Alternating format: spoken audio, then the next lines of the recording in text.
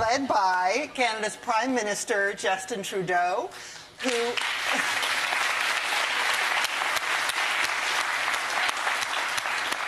who is joined by Foreign Minister Freeland and Defense Minister Sajjan.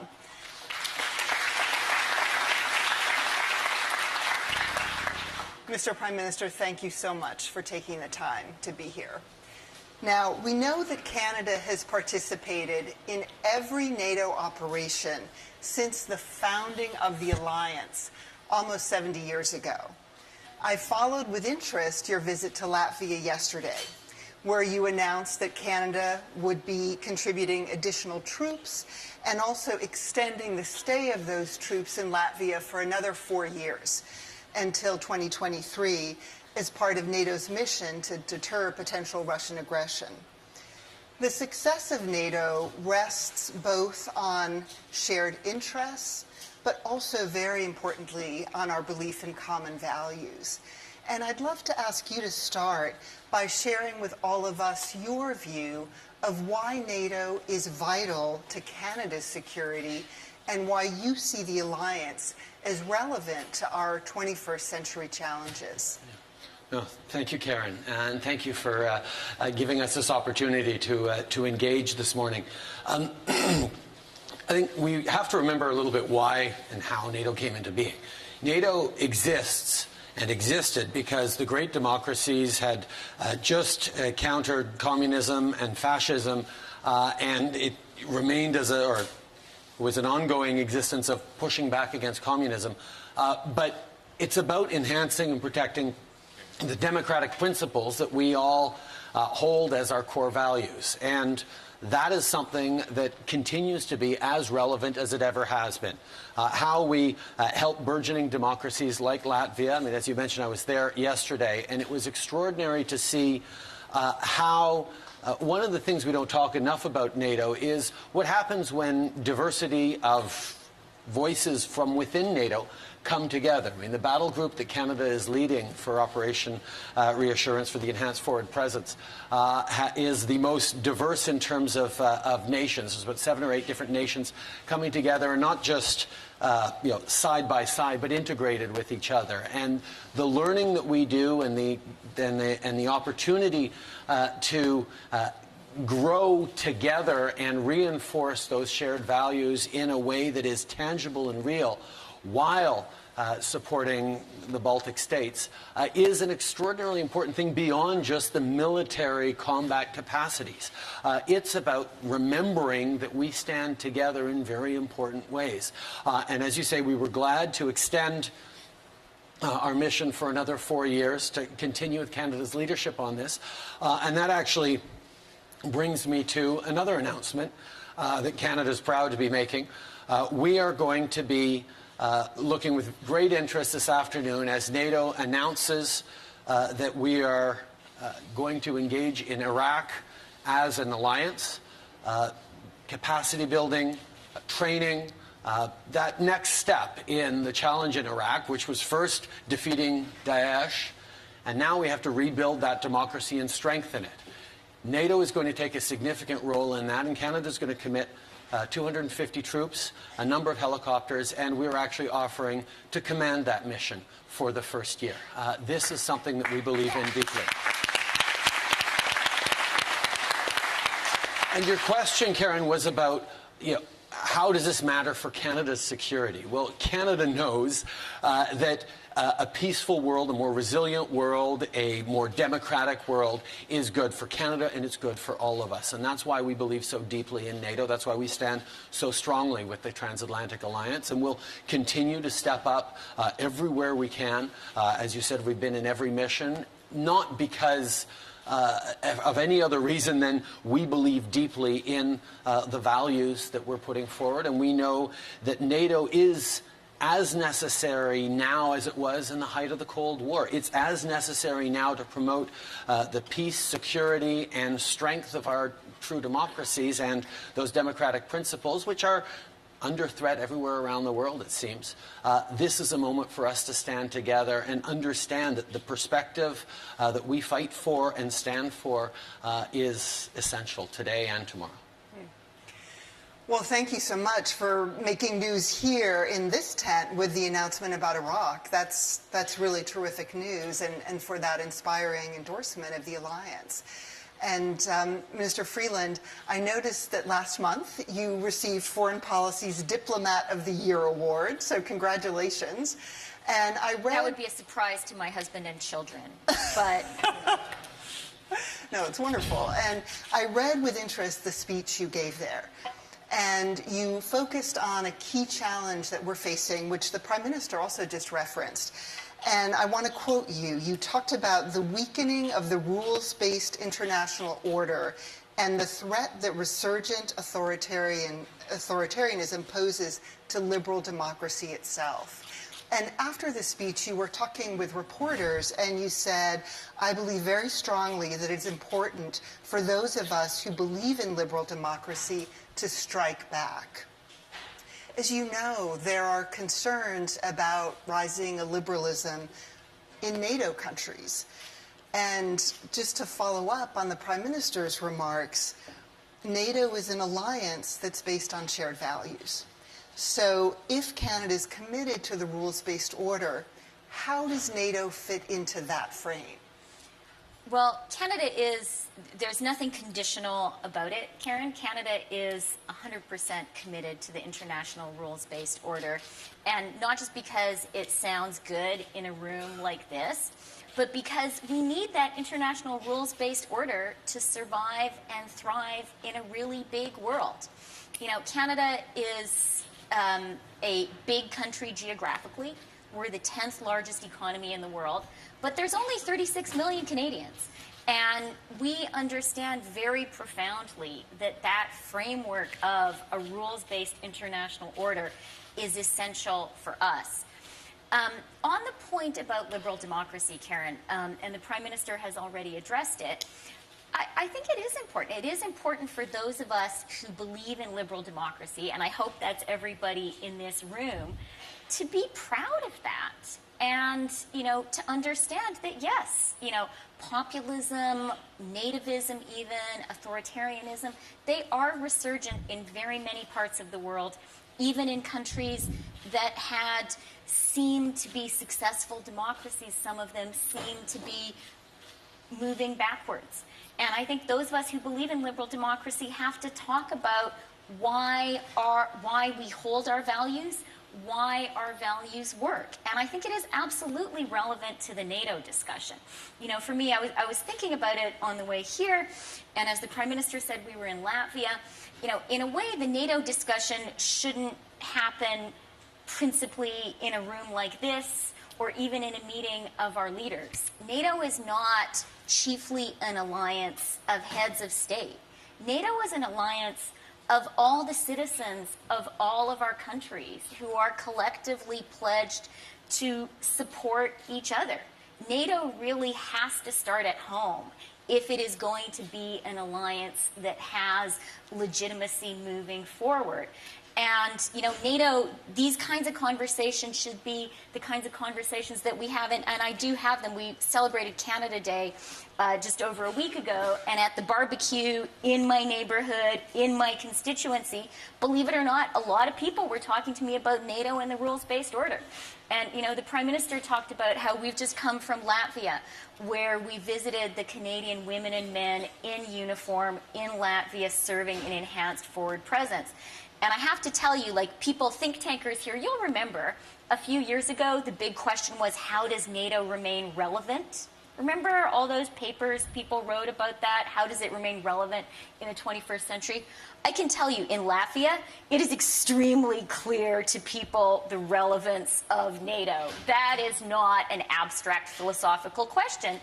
And probably the best conversation I had was with a former comrade at arms of Harges who served with our Minister of Defense when he was serving in Afghanistan. And she's an amazing Canadian woman. She was just finishing a 6-month rotation in Latvia. We talked about her family. She had a 7-year-old and a 4-year-old. And that's hard, right? She's been away from her kids for 6 months. And I asked her how she explains to her kids what she's doing and why she has to be away for so long. And she said, I told my kids that there's a big bully who is threatening our friends. Russia is threatening our friends. And I explained to them that I tell them that in the schoolyard they have to stand up for their friends if their friends face a bully. And I said, that's what your mom is doing. Your mom is standing up for Canada's friends. And I think that's a beautiful explanation. And we have to make clear to real, regular people, not that any of us are androids, but to people who don't spend their days thinking about NATO, why this really matters. But I do love this idea of NATO barbecues, right? If everyone in this room starts having barbecues where we talk about NATO, that could have a big public diplomacy impact. But, Minister Sajjan, we've hit on some core principles of why NATO matters. But in all likelihood, this NATO summit will focus on burden sharing. And that's because the President of the United States, Donald Trump, has focused so particularly on the issue of progress that NATO member states who are not yet spending 2% of their GDP on defense, when will they get there? And it reportedly, though Canada is, of course, increasing its defense spending, it isn't at 2%. And reportedly, Canada received a letter from President Trump that was quite sharply worded. Canada wasn't alone in that. Many other NATO countries received a similar letter where Canada was criticized for not spending enough on its own defense and warning that Americans are losing patience with Canada's failure to share NATO's collective security burden. And I would very much appreciate hearing your perspective on this subject.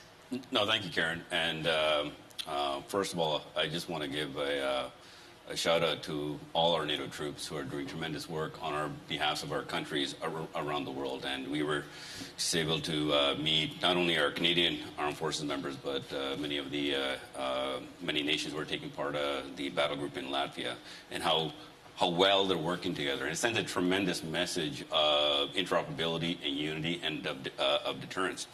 And we are facing challenges around the world to our threats to a rules-based order, whether it's from a counterterrorism perspective, whether it's Daesh, the migrant crisis. And because of those challenges, NATO is also stepping up, and hence the reason why many of our nations have done our assessments on how are we going to contribute.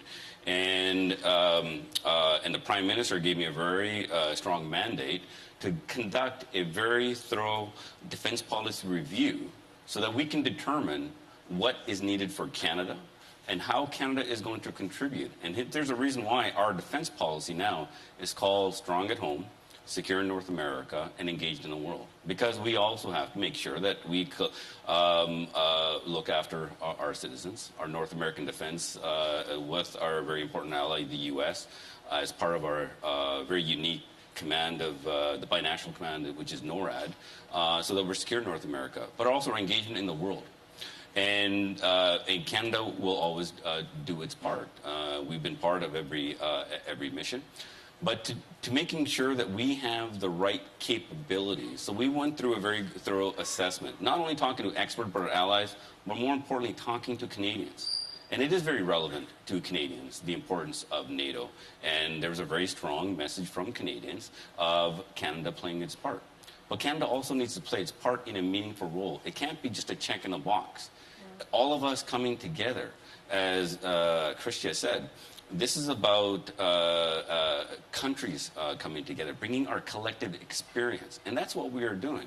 So when we talk about the enhanced force presence, this is about nations that are coming together, but making sure we have the right capability to support one another. And in Canada's role here, we are making a very significant contribution into our defense, a 70% increase in the next 10 years, which is going to modernize all our three services, including our special forces, but more importantly, not only the roles so that they can play, it's making sure that our women and men in our forces can actually make that meaningful contribution, and we are seeing that.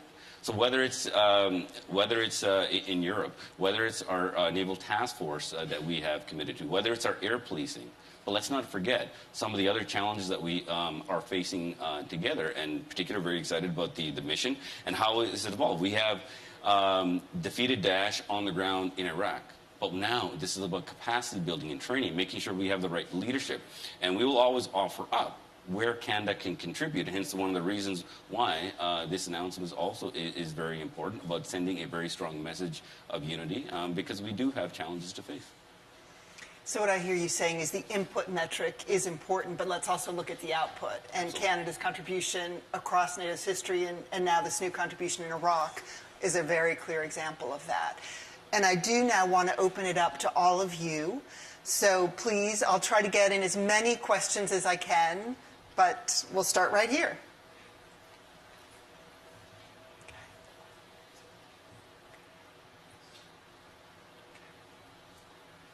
And please just introduce yourself and, yeah. I'm chairman of the Foreign Affairs Committee of Latvia. So once again, thank you for what you've done. My question is not about NATO, about the European Union. Would you agree that the EU is an equally important partner in the transatlantic relationship? And would you think PESCO or any other EU activities to promote greater cooperation on defense are a threat to NATO or to what Canada's doing, or is it a complement?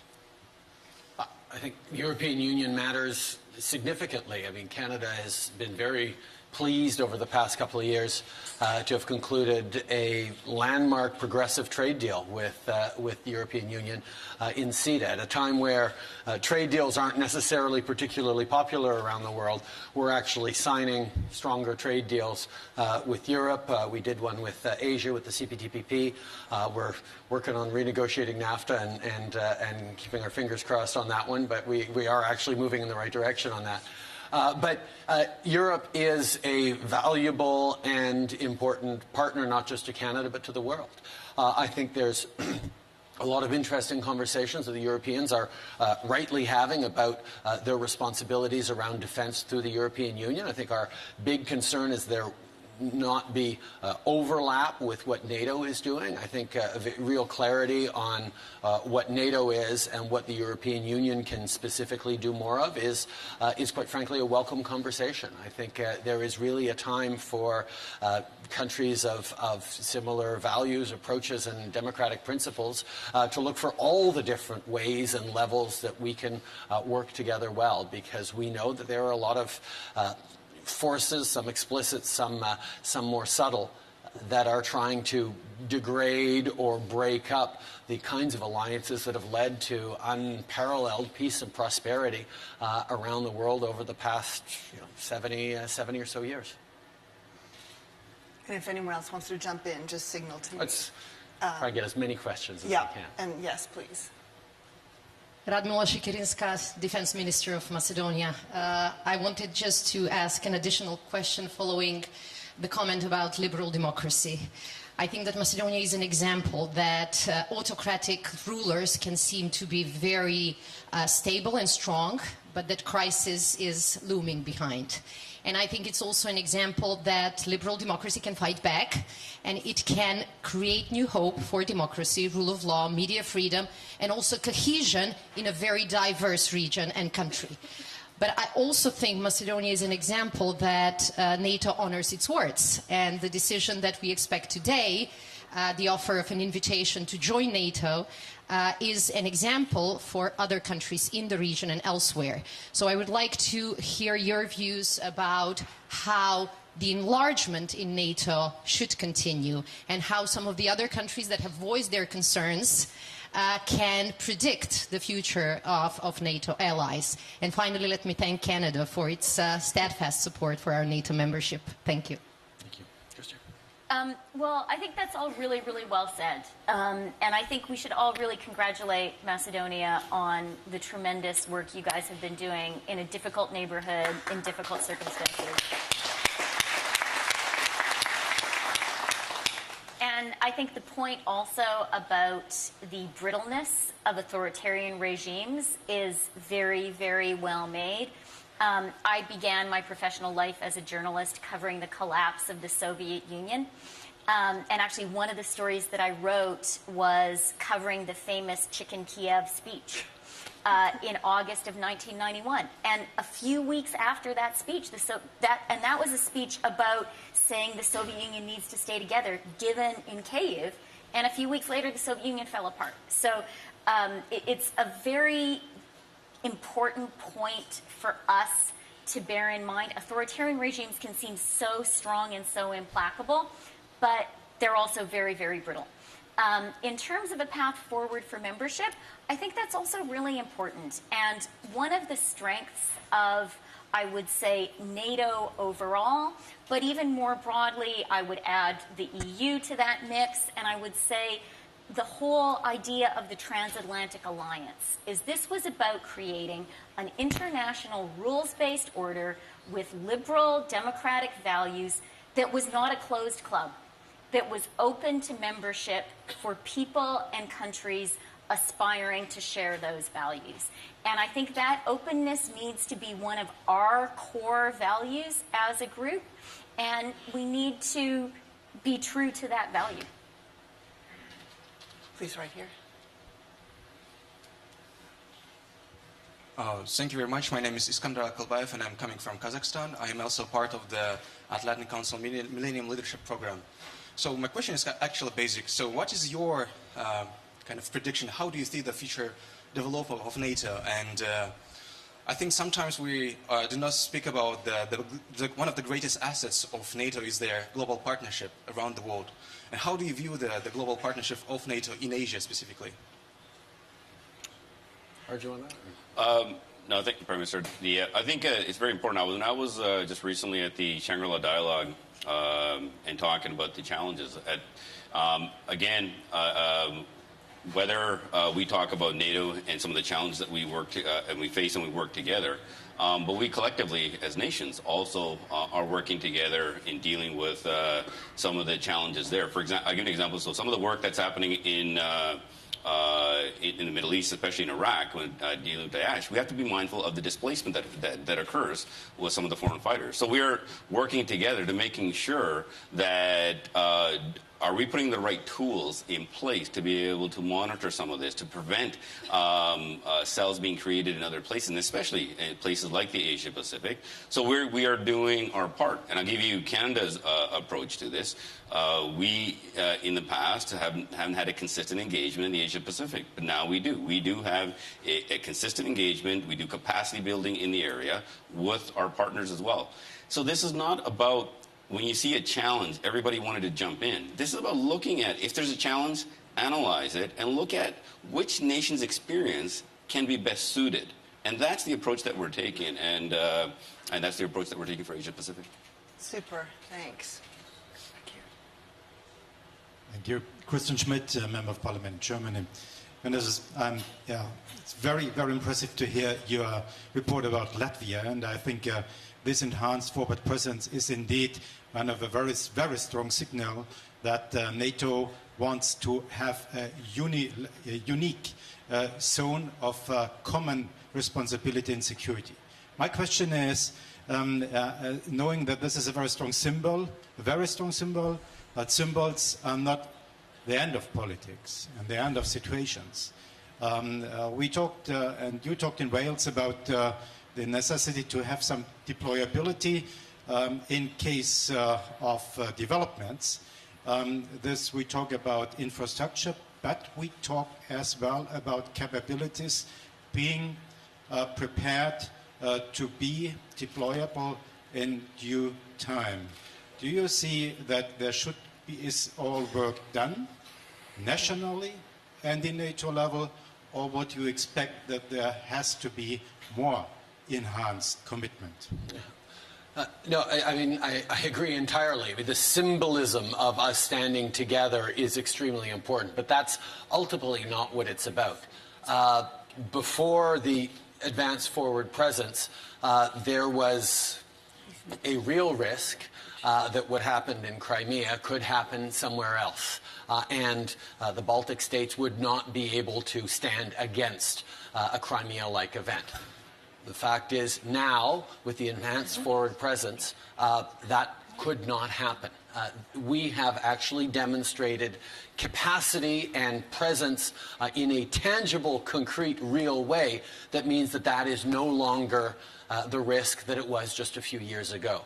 And that's what we have to remember, that as much as it's nice to come around and talk about values and principles, unless we're willing to step up and stand for them, that doesn't really mean a whole lot in the face of authoritarianism or backsliding democracies or the strong-arm tactics that we're increasingly seeing in different places around the world.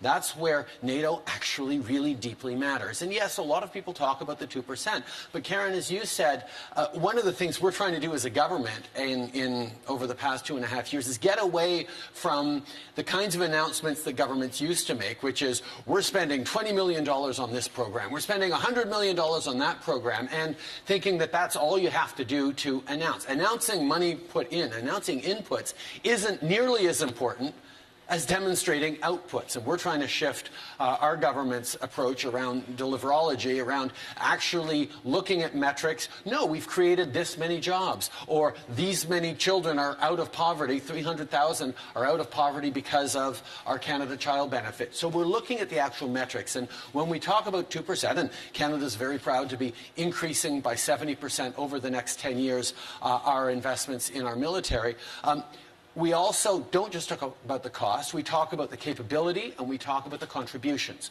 Well, in terms of capability, there's a 20% metric that Canada's up to about 35%. We are significantly investing, getting new fighter jets, getting new surface combatants for our Navy, investing significantly in our military in very real and tangible ways so we can continue to deploy around the world.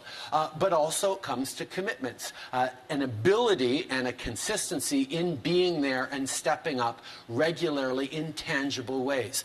This mission we're taking on in Iraq, which is an extension of what we've been doing within the coalition, that's moving into that next phase of how do we help in governance, how do we build institutions and capacity in Iraq to make sure that it stands as a fledgling democracy that becomes stronger and stronger.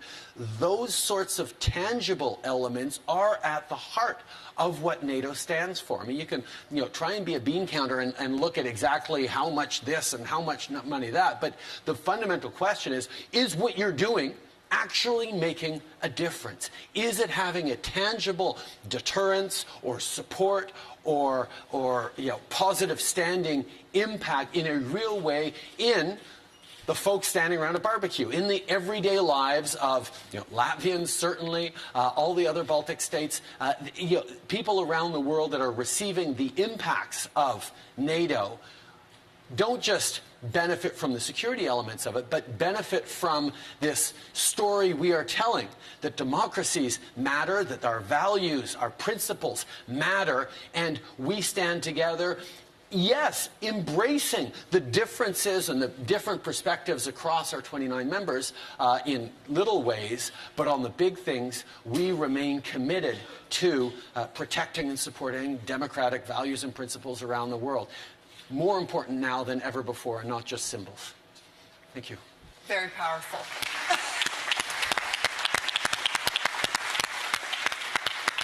We have just about 4 minutes left, and there were lots and lots of hands. I'm just going to take the last two together and pair older generation and younger generation. So you, and then we're going to come to the front row. Yes. Thank you. Stefano Stefanini, Atlantic Council. My question, Prime Minister Trudeau, is a follow-up to what you just said. Canada has participated in every single NATO operation or deployment.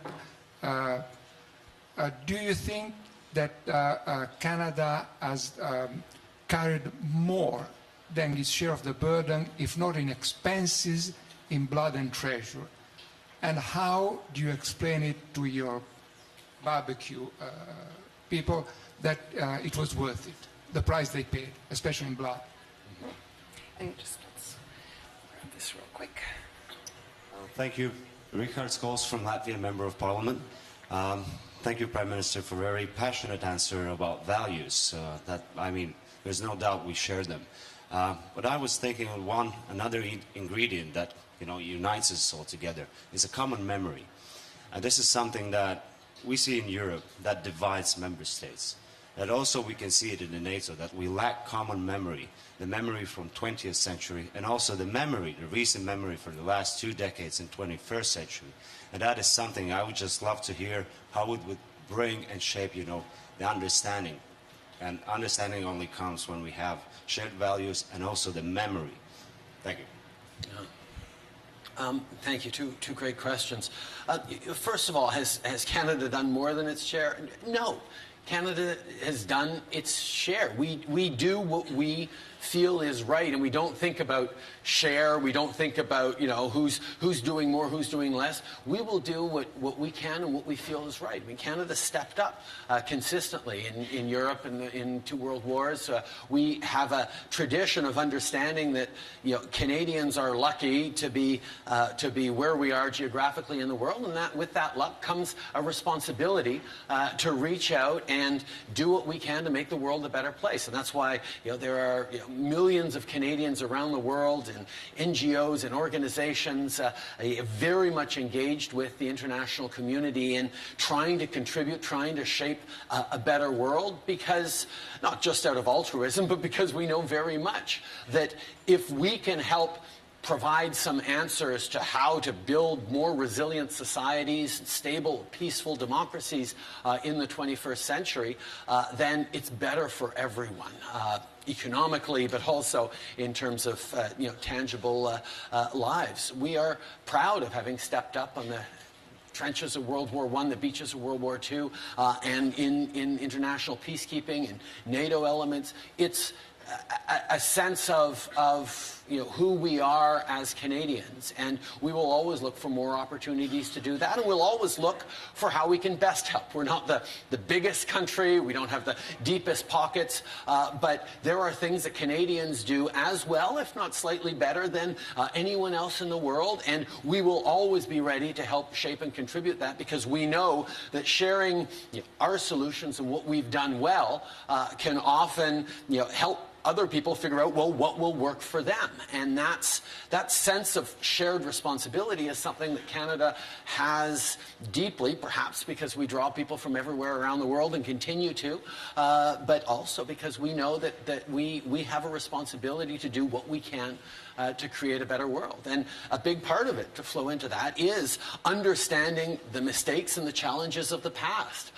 Canada has just celebrated its 150th birthday last year, but at the same time, because our country is the one that has, you know, figured out better than anyone else that diversity is a source of strength, not a source of weakness, that it's about resilience. We have learned from people who come to Canada everywhere around the world, whether it's Afghan refugees, whether it's Syrian refugees recently, or whether it's some of the previous generations of people fleeing from Uganda in the Idi Amin years, boat people from Vietnam, or the wave of migrations we got in the post-World War II years from Europe. You know, we understand tangibly how things could be worse and where things have been bad around the world. And being able to remember that or reflect on how we can do better, how we can create a society that is based around values and not identity, based around principles and rights and opportunity, real and fair chances for everyone to succeed. Those kinds of principles, I think, are going to be extraordinarily important in the 21st century. As we get flows of migrations, of people looking for better lives, people fleeing, you know, resource depletion, environmental calamities, and conflicts, we have to start thinking about how we create societies that look at different stories as opportunities to learn and grow within your societies, rather than trying to keep the challenges of the world outside of your borders. And that reflection on how to be open and stronger because of that openness and resilience is, I think, something that NATO and indeed our sort of collective developed world is going to have to grapple with in a more and more real way, and not just in an intellectual think tank way, with all due respect to everyone in this room, but in a tangible way. How do we make You know, ordinary folks who are going through living their lives, not thinking a lot about politics or international conflicts, but how do we get ordinary folks to understand that resilient, diverse communities is a better outcome, that being there to support your neighbor makes you better and creates more opportunities for you as well, that yes, being engaged on the far side of the world to rebuild a broken state is actually in your best interest. And yes, we need to take care of the poverty and the challenges we have at home, each of us. But we also have to look at what we do to alleviate stress, tensions, misery around the world, because if we don't, the trend lines we'll be on as a world will leave us all poorer off in every different way. So this sense of collective responsibility, we've figured out, NATO countries, a pretty good model of how to support citizens, how to create strong governance with freedom, with security, with all those things. And it's under stress right now. It's under tension from people who are anxious about where their paychecks are going to come from, where their kids' jobs are going to come from. And our responsibility is not to enhance or exaggerate or profit from those anxieties out there. Our responsibility is to allay those fears, to tell people, look, we have faced down massive challenges as a world in the past, and we did it by coming together and standing side by side for what we knew was right. We can again, and we need to again do that. Recognize that the rise of populism, of aggressive nationalism, of polarization in our public discourse in Canada and elsewhere around the world needs to be responded to with strong, confident, positive, rational messages about how we can solve these challenges together. And there is no better example of that than the extraordinary success that NATO has had over the past almost 70 years, and indeed will continue to have in a way that is more relevant today than it ever has been before. Merci beaucoup.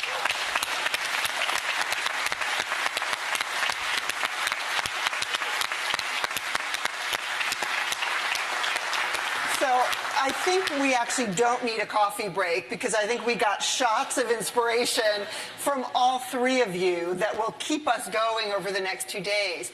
But I think the resolve and commitment that all three of you showed to the NATO alliance is what we're hoping will come out of the summit overall. But Mr. Prime Minister, the comment you made about we can articulate what our interests are and what our values are, but that only matters if we stand up to support and defend them, and that's really what we mean by NATO engages. And so I think that idea of standing up for things we believe in is also a really powerful one. I want to ask you to join me in thanking our dream team from Canada, but I also want to ask you to please stay seated and allow them to leave the room, because as you can imagine, they're on a very tight schedule. But please do join me in thanking the